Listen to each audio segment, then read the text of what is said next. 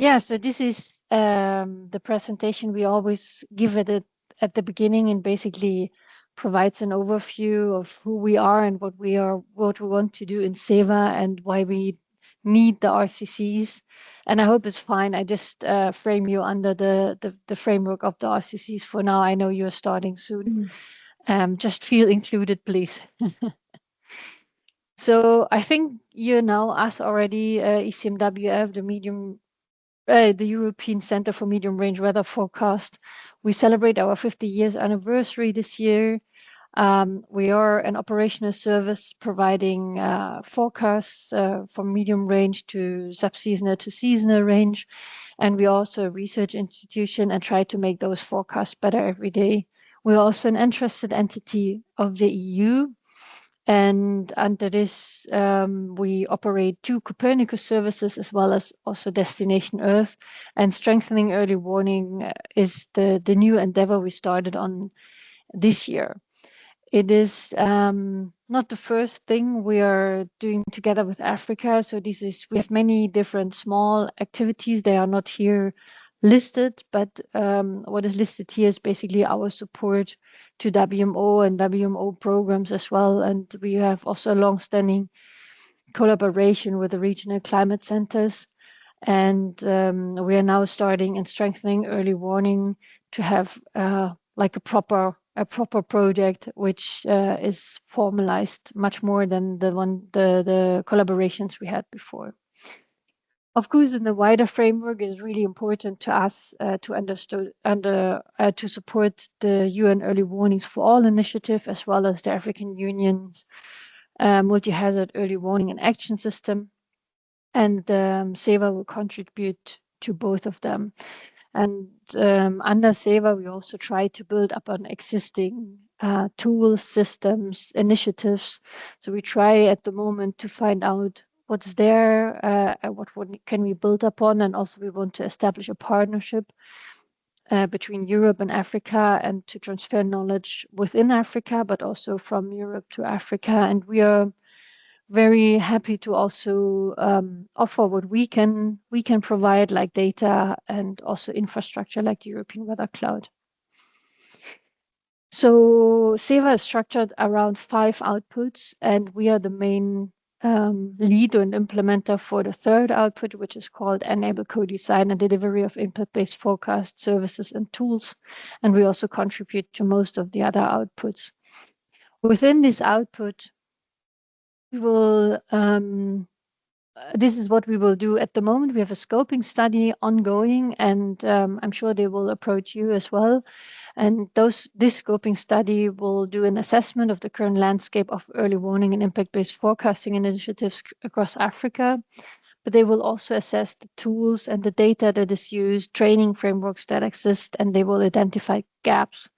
And those gaps will then be the input to the 4 regional pilot grants, and those pilots are focused on impact-based forecast services and tools.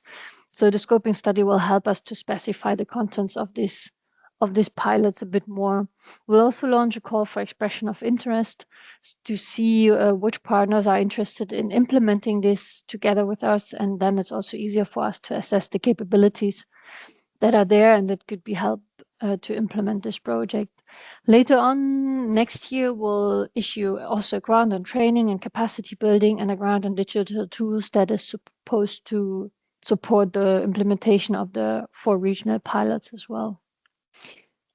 So for the knowledge sharing between Africa and Europe, and also within Africa, we think it's really important to have all the RCCs on board. And in the definition of SEWA, we put the RCCs as regional coordinator that help to define needs and user requirements. There will be a focal point, the prime focal point for the partnership at African level, and also to engage with stakeholder users in the regions, including the RSMCs, but also like other partners they are normally working with. They should advise and provide inputs on early warning. That also includes like the development of tools and services. They will bring together the community together. They, of course, benefit from trainings and pass knowledge on, but they also help to design training materials, support the training organization or host it even. And there was also support knowledge transfer and outreach. So here you can see a map, and we included the Indian Ocean islands in the Southern Africa grant. So that's the grant that also includes the Indian Ocean islands, and we will work with all the RCCs within SEWA, whereas ACMAT has a bit a more like continental role, bringing all the regional pilots together and coordinate the regions and also see what's going on and maybe bring knowledge to the other regions as well. And we also work together with our partners, first of all, the implementing partners, of course, like the African Union Commission, as well as UMITSAT, but also other partners like the JRC, WMO, and WMO AMCOMET as well. And so the RCCs will directly be engaged through the grants, so they will be part of the grants, and they have a minimum responsibility as the regional coordinator, but they could be also part of a consortium and could have more tasks than the minimum that we foresee. And this is also why we have these info sessions, and we want to basically show what your mandate is, what your vision is, what kind of products you have and how you work. And so we can facilitate this knowledge exchange already before we start the call for grants. Yeah, and this is basically my presentation, and I would hand over to you if you are ready. Okay. And it's Gina first, right? And then Andre comes in. Yes. Okay, perfect. So Gina, please go ahead. Okay. First, thank you, Caroline. I will just give an overview of what the IOC is all about and what are the a little brief on how we came up with the idea of having an RCC for the sub-region. Then Andre will continue on with the more technical part of it. I'm trying to see if this is okay. Can you see the screen properly? Yes, fine. Okay, there is a little video, but I don't think we have time for that. This is just to give an indication of what IOC is all about. But and it is in French, so I'll skip it. But whoever would want to see it later on, it is in the presentation. They can have a look at it. So just to give an indication of what the IOC is, it is 5 member states countries, and they are mainly island states. And France is a member on behalf of the island of Réunion, which is very close to Mauritius. And we cover basically, we think that the whole economic exclusive zone is around 5.5 million kilometers square. We are looking at around 30 million people living within that space. And IOC was established way back in 1982. And since 1984, this is when we started to have the cooperation agreements, and we moved forward. For the moment, we have only 7 observer countries. So these are, and including the European Union is also an observer to the IOC. We have the United Nations as well, the Francophonie, and a few countries, and recently we've admitted as well South Korea as an observer to the IOC. And the organization itself is not very big. We have around 120 people working for us, but this is including those in the projects. And what the IOC does, how do I do this now? I just wanted to give an overview. I don't know how this is coming through. I'm so sorry it's not coming through. Just give me a second, please. No worries. No worries at all. Yeah, in fact, I just wanted to give here, we gave an overview of what the governance system of the IOC is. We have the Council of Ministers, which is a supreme decision-making body. And this Council of Ministers meets at least once a year. And if there is the need to have an extraordinary meeting, they can meet at twice or even more, based on the on what the subject is that needs to be discussed. And then we have also the summit of head of states, but the summit is just to give the political guidance, not necessarily the decision-making body. We also have the technical meeting. This is a technical meeting. It's basically the representatives of the Ministry of Foreign Affairs. They are the permanent liaison officer from the Ministry of Foreign Affairs. They meet at least 2 to 3 times a year, depending on the subjects that we will need to discuss, and also in the preparation for the Council of Ministers. And the Council of Ministers is the ministers from the Foreign Affairs. And whereas for the technical sectorial ministries, we do not have a real clear mandate into how often they should meet or if they should meet. But each time there is a need, we get the guidance from the Council of Ministers of Foreign Affairs, so that we can organize thematic conference of ministers for on several thematic areas. And so far, where we've been very active is on the security, maritime security, health, food security, and fisheries. Wow. You know, sometimes when you have all these, why is it not coming?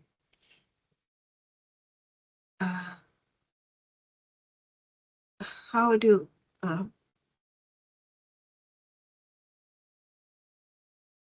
Okay, but here, I'm so sorry. I don't know why it's not coming. I'm not used to using that system. No worries. If not, you can also send them to me. You think that's better? Yeah, I can try that. But here, what I wanted to do as well, it's just to give what the vision of the IOC is and what our core values. And the vision is really to strengthen regional cooperation. This is where our strength is, and also to ensure that there is to support the integration, the regional integration. So through regional cooperation to strengthen regional integration to support countries in sustainable development. And the core values that we have, it's cooperation, solidarity, and sovereignty. So everything that we do, we respect the sovereignty of all the countries, and then we ensure that the countries have their own voices. Just to give a little brief from the historical part of it. So the Declaration of Port Louis, that was in Mauritius in 1982. This is when the countries, they agreed to put in place the organization. And then in January 1984, we signed the Victoria Agreement, which is in the Seychelles. The Victoria Agreement was the agreement for cooperation amongst the member states, and this gave the tone to the establishment of the organization itself. So it's sort of become a bit more legalized. In 1986, we had France and Comoros joining. At first, it was Seychelles, Mauritius, and Madagascar. But then in 1986, this is when the 2 other countries joined. In 1989, the Secretariat, the decision to have the Secretariat in Mauritius. And this is when we had the host agreement with Mauritius to set up the Secretariat in Mauritius itself. And since 1990, everything, environment became the core of the work of the IOC. It spread across all the sectors that we were working. It's sort of integrated already. We saw it as an important areas for integration within the various programs of the IOC.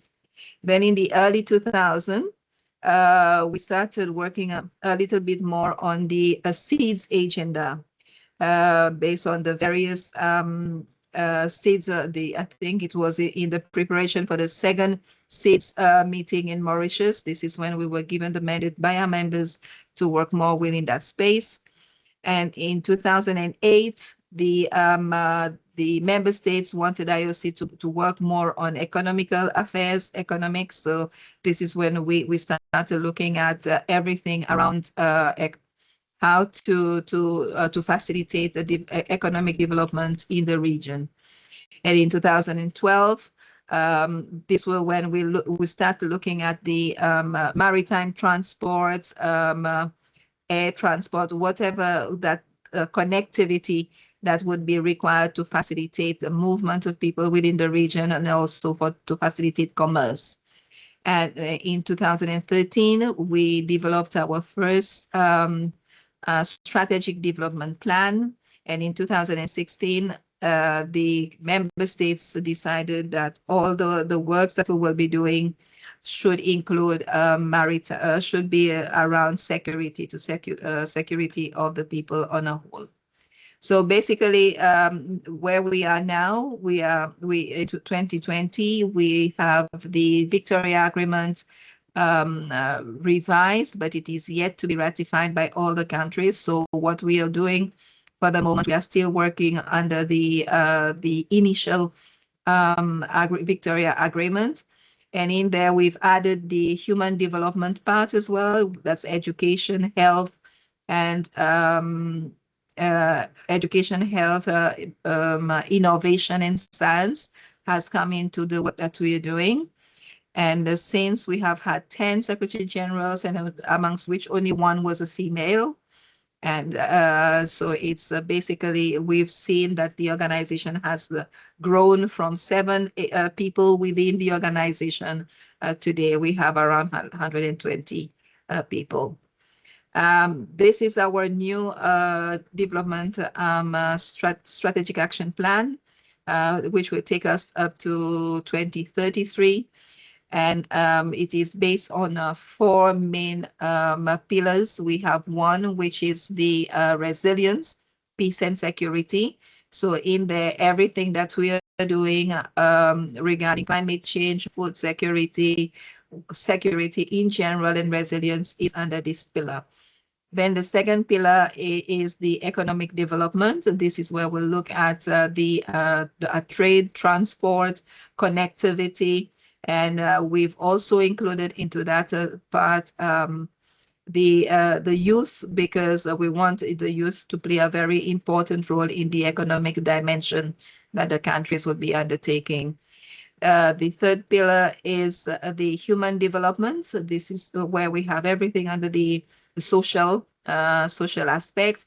And then we are putting a lot of emphasis as well on partnership, which is our 4th pillar. And the partnership is because we've come to realize that we cannot do a lot on ourselves. We would need to partner. And I think this is a new trend that is being undertaken. So the main areas where we are working right now, it's we have 5. We call it the domain of intervention. So we're looking at economic transition. We're looking at ecological and energy transition, migration and tourism. We work within the security, maritime security space, which is playing a very big important role under the works that we are doing. Looking at infrastructures within the maritime space, and as well the connectivity is trying to improve as much as we can the internet facilities within the telecommunication facilities within the region, and then everything that will come with transport, the blue economy. On the food security, we have a big programs on fisheries and agriculture. These are the pillars, I would say, of the economy of this region, including tourism. Environment, climate change, and disaster risk reduction are everything that we are doing, which is cross-cutting into all our programs. And then the human development dimension, looking at health, education, gender, and everything that comes under that. So just to give a brief on how the idea of having an RCC for the sub-region started. In fact, it was towards 2011. We had a small program for the project for the climate change adaptation. And the countries of the region during the first Southwest Indian Ocean Outlook Forum that was organized, they expressed the need to have an RCC for the region. That is how we started. But at that time, I think we had more. We were working basically with. Ahmad was amongst the partners that we started working with, and Météo France. So everything started at that time. And we then approached the OACPS to get some support for us to have a first feasibility study to see what can we do as an RCC, and if it is something which is feasible in this region. And during that time as well, we were able to connect to SPREP in the Pacific, and also we had the opportunity to work with the 5 Cs to understand what they were doing in the space of data and data management and data dissemination. So this is what we were trying to do in terms of adaptation. You know, it was basically in that line that we were looking at. And then it was a collective decision to include the RCC in the Hydromet project, which Andre will be presenting. And this is during the feasibility study, it came up very strongly from the country that we need to have something for the Southwest Indian Ocean Basin, because they felt that the RCC on the continent was not really serving the purpose of the sub-region. And also because of the specificity of the sub-region, which was basically island states working on their own, they felt that it was important that they come together and have their own center. And then what could be the type of center, then this is when the whole idea of having a network instead of a physical structure was sort of brought to our attention. And with the support of WMO, they conducted in the region a study, I think it was in 2022, to try to understand how best the RCC can operate. There has been a series of discussions with the countries just to understand the mechanism and what are the mandatory functions, and what are the other functions that would be important for this sub-region.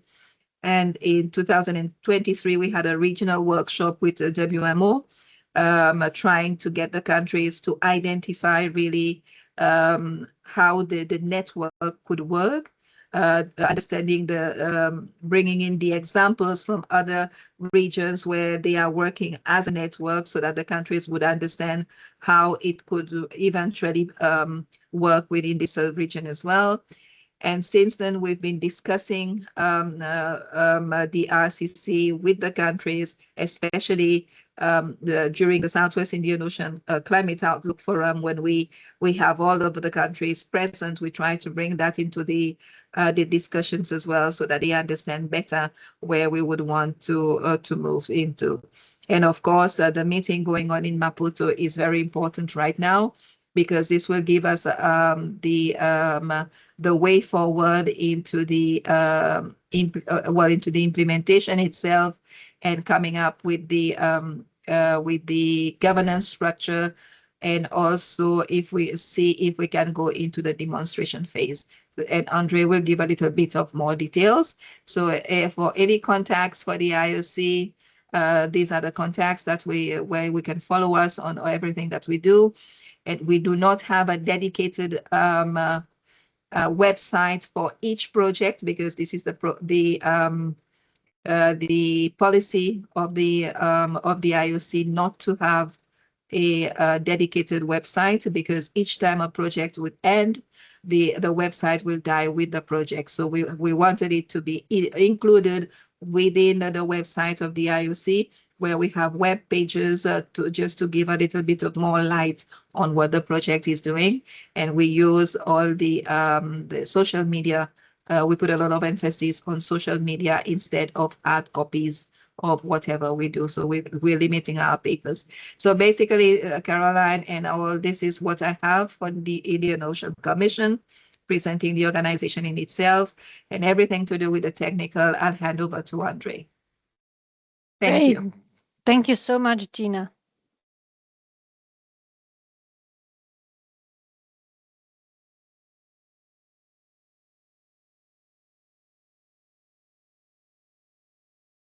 Okay. Andre, I made you a presenter, so you should be able, if you have any slides, you should be able to share those.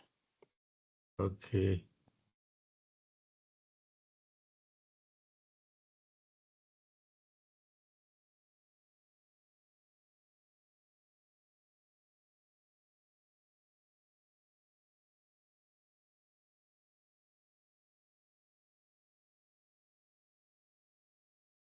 I'm coming.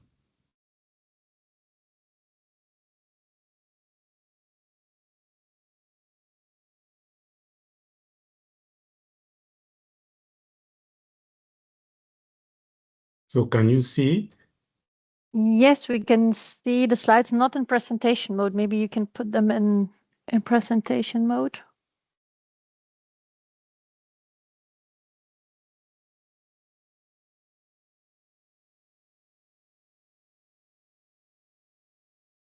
Okay. Now it's perfect. Yeah. Okay. So this one will focus on the hydromet project. Basically starting with the idea that it's a development project, so it goes beyond strengthening the generation of products and services. So we start with the let's say the key development sectors that the project is supposed to support. So we have agriculture, fisheries, tourism, disaster risk reduction, health, and water. So one first step in this process is to develop or structure the user interface platform for each sector, building on the SWICOF actually. So that's the first, let's say, transformational effort that has been undertaken under the Hydromet program, bringing SWICOF to these sectors by structuring the user interface platform. Now, you have here let's say, the key points that we'll discuss. We'll go through the activities and deliverables of the Hydromet project with some emphasis on activities linked to the RCC. So, and there I will articulate where we see some connection, some collaboration with the SEWA. And then specifically on, for example, the scoping study, what are the connections with these activities, as well as the pilot impact-based forecast demonstrations you mentioned, without forgetting the key element for sustainability, which is actually the training program. Okay, so as you mentioned in the objective of ECMWF under SEWA, which is actually strengthening impact-based forecasting in the region. So here is, let's say, the state of art in the region in terms of moving the SWICOF products towards impact-based information. So as you see, it start by building a kind of because one of the needs is given the cyclones in the region, what are the privileged tracts of those cyclones, and to generate this, it's basically go through statistical climatological analysis of cyclone information and generate these products which guide on what are the key tracks that you have in the region. And then at the bottom, you have along the coastal parts where impacts are much more significant on the people. You have an estimate of the intensity of impacts or number of impacts of cyclone per year per se. And there you can see for different countries, different coastal areas where we stand. So one of the key evolution in impact-based forecasting of tropical cyclones is basically to be able to update these climatological patterns on a daily up to a seasonal time scale. So this is what came out during this exercise during the past SEWA. The efforts are ongoing, and we are expecting that we'll tap into existing products that we have in Copernicus and all other information that are now available to contribute to this impact-based forecasting. So on the activities, Hydromet has basically 3 technical components per se. The first one is the institutional strengthening at the regional and at national level, both with establishment of institutions, including the Regional Climate Center Network, the Regional Calibration and Maintenance Center, and the Regional Specialized Training Center. So as you can see, establishing and operating these centers would need resources and sustainability that we expect to build together, actually starting from the scoping study that you mentioned. So the first deliverable is basically the regional and national frameworks for climate services actually established and operating. So we have a contract signed with WMO, basically to recruit consultants who will help to develop material and action plan that are required to set up and operate these frameworks. The future step is to go through consultations of stakeholders to draft the action plans, and we see the collaboration with SEWA scoping study to contribute on the needs and related services for specific impact-based forecasting. In the implementation of this scoping study, the consultations with stakeholders contributing to the actually the formulation of the action plan for regional framework or national frameworks for climate services would be something good to do. Then the second deliverable is the RCC, actually. RCC established and operational. So this will be the operationalization will be through a resolution of WMO constituent bodies, also endorsed by IOC high-level bodies. There we have a set of activities around preparing and implementing the pilot phase. So the process we are through this week is to actually stabilize the demonstration, the plan for the demonstration phase, and then in the next weeks or months move towards implementation. In the hydromet project, it is also expected to have this demonstration phase finalized and then have a center with a strategy, an operating plan, as well as a business plan, which build the sustainability of the process.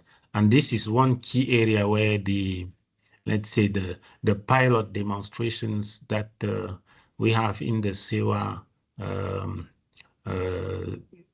components will actually play a key role in supporting basically the annual reporting, the operations of the demonstration, the annual reporting that are expected, and then the development of the operational plan that will actually guide the center after successful demonstration. So here, and we see methods and tools that will be tested through the pilot demonstrations, prototype products, and some specific training on the mandatory product that, as you may have seen, are being discussed in the meeting in Maputo. So, as I said, we have also the regional specialized training center. And this training center would need a lot of support to develop training material. We see options of using the pilot demonstrations that we'll be having under SEWA to develop modules, training materials, and then work together to organize the trainings with a special focus on impact-based forecasting and its use.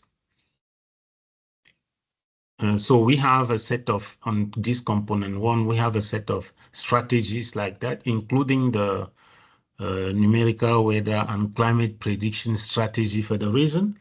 And this is where I come with as you saw, IOC is focused on the ashland needs.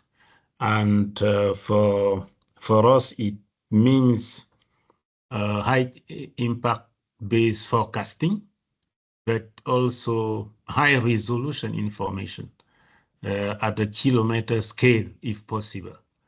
And this is one of the, let's say, challenges that we see may be possible to address today with the artificial intelligence. And we really want to have actually a key pillar of the collaboration between SEWA and Hydromet on building on the experience of ECMWF on this specific sector. I saw that you have an activity on it in the presentation of SEWA, but saying that it will need an agreement with EU. So this region is probably one of those who will very much support you in have this part approved, because the big difference with the continent is the resolution of the information that is generated over here. So then we have a deliverable on the capacity building plans that need to be set up to support 4 things, clear things that we will be happy to discuss with you further. The first is to build capacity of the countries to be able to operate and really contribute to the RCC in the demonstration phase, but also when the RCC becomes operational. Some of the countries may not contribute to the demonstration phase, but we expect to use Hydromet to support them to be able to be active during the operational phase of the Regional Climate Center. And you see, since there are mandatory products, the training plan to develop is quite specific, and we'd like to work with you to look at those tools that may be available, methods and material to build this in a strategy. The second element is the regional maintenance and calibration center, which is something we would probably discuss with the SEWA part of ECM of UMETSAT, basically. And the third at the regional level is the specialized training center.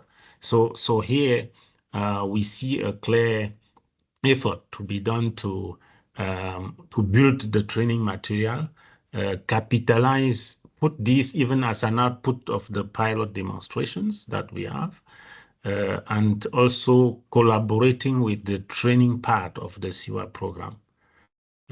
Then we have staff recruitments, which we expect to use, collaborate with the scoping study of SEWA to identify the thematic areas where we need recruitment and the specific competencies that can be attached to it, as well as a catalog of training institute that we can mobilize together, basically to work both on SEWA and hydromet. Okay, so then the component 1 ends there. Component 2 now is infrastructure. Basically, we want to change to improve the infrastructure setup in the region on one hand, and then improve the data and information exchange system. That's what you have up there. And as you see in the network of stations, the region has, of course, meteorology, climate, but also hydrology, oceanography, and marine meteorology, as well as, so all these have networks of observations to set up. And all these type of observations are here expected in the hydromet project. It's actually a big part of the budget is dedicated to this infrastructure, including radars. Then we'll be working with SEWA and ECMWF on actually deploying the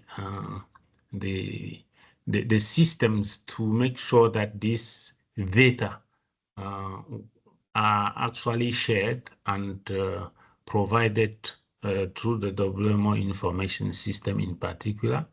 And as I saw, it is now the input data to actually drive limited area models from ECMWF are progressively being openly available, and we'll be really interested in working with you to make this happen.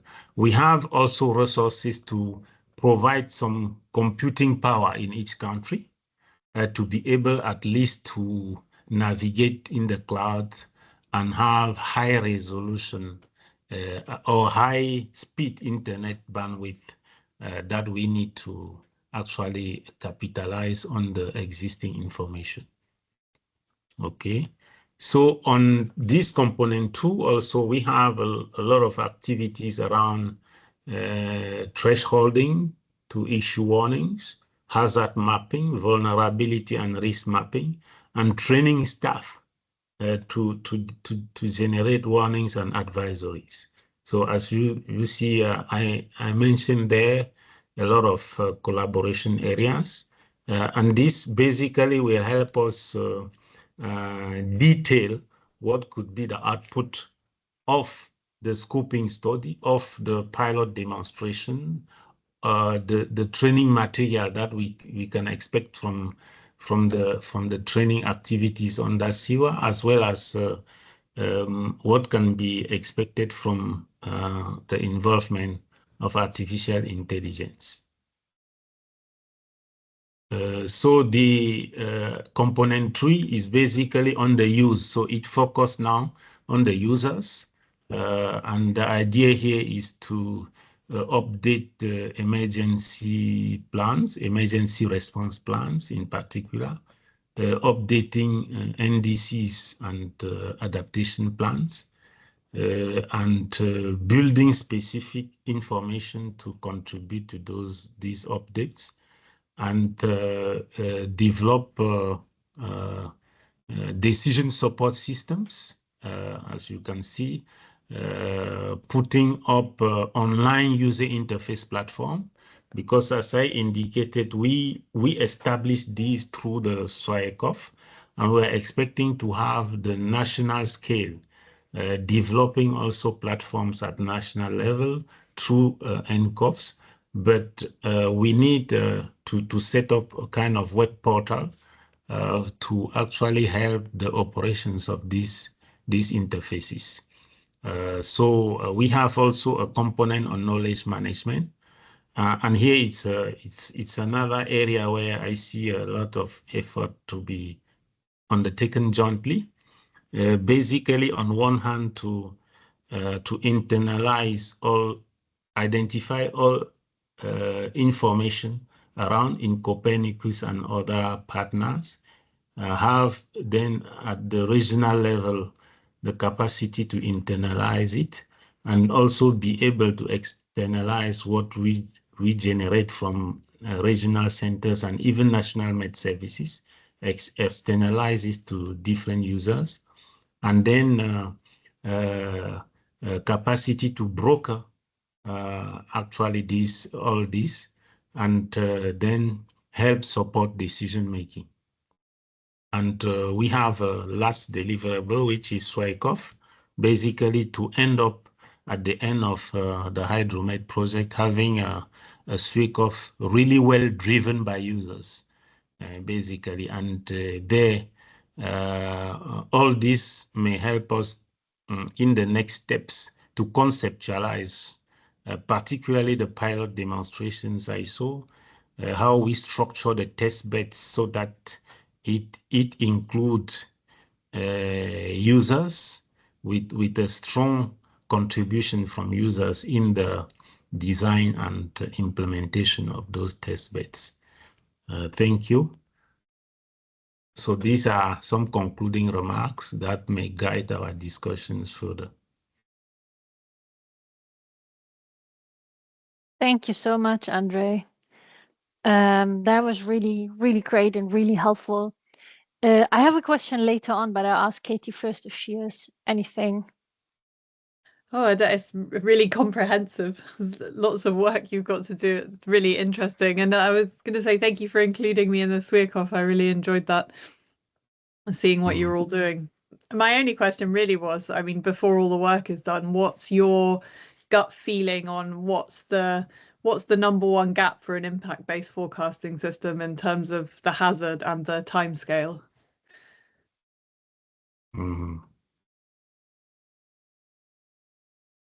Okay. So, or if you don't want to before you gather the data, no, don't worry. I can respond to it if we consider going question by question. So the number one gap on impact-based forecasting would depend on the sector. Okay. If we take disaster risk reduction, the number one gap is really to put together historical records of impact with our past forecast data from the models on one hand, and the information, either the warning or the forecast bulletin that is delivered. Okay. Yeah. Yeah. We have a lot of instances that the forecast is considered as good for a given high impact event. But when you read through the content, the format, the content of the information generated, it is not impact-based because impact information may be on the paper, but not in the format that can really be used. Yeah. And we are often we don't show it, but WMO has a guideline on it. Basically, an impact-based forecast should, yes, if it is at seasonal time scale, give you the outlook, the climate anomalies that you expect. Then, secondly, if it is for disaster risk reduction, it should give information on the expected hazards and their locations. with eventually uncertainties, of course, but at least move to that level. Yeah. That's why every year now we look at the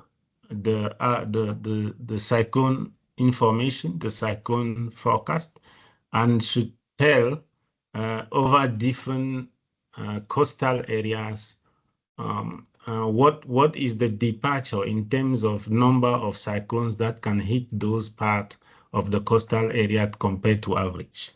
Mm-hmm. And as you saw, the climatology of all this have now been developed by Météo France in La Réunion. Mm-hmm. And those are key elements that should come into the process. When you take now the health sector, mm-hmm. It's the story is relatively different. You need first of all to formalize the relationship with the epidemiologic institute or the sections of the Ministry of Health which deals with epidemics, and then have also the impact data.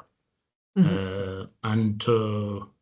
In addition to DRI is the second sector where WHO has done a lot of work, and we have quite a number of data sets on different type of diseases or epidemics that can be used.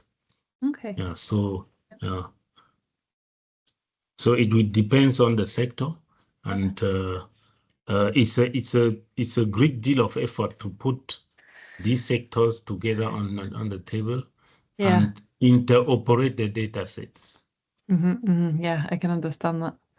Yeah, thank you very much. Thanks, Andre. Mm-hmm.